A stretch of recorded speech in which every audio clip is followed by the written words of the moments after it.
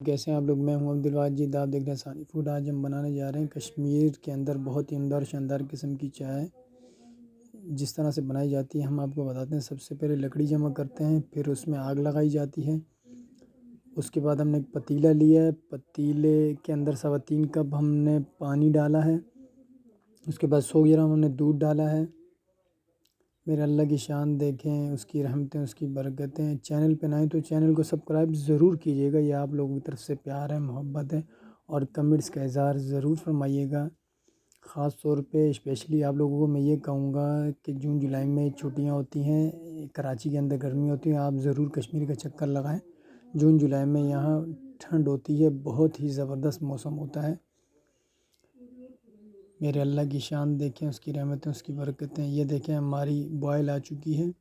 10 روپے والا پیکٹ ڈالا تھا ہم نے پتی کا، اب یہ بوائل آ چکی ہے۔ ٹھیک 3 سے 4 منٹ کے بعد ہماری چائے تیار ہو جائے گی۔ یہ آپ دیکھ سکتے ہیں، ماشاء اللہ میرے اللہ کی شان، اس کی رحمتیں، اس کی برکتیں۔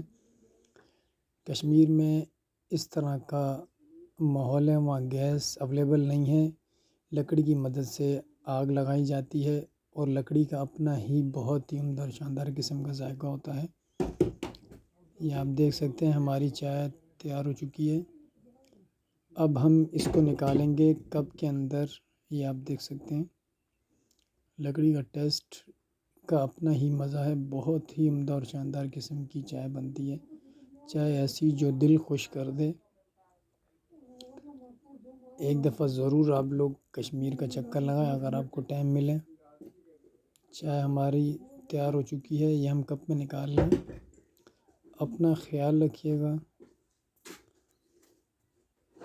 اور دعاؤں میں ضرور یاد رکھیے گا۔ اللہ حافظ۔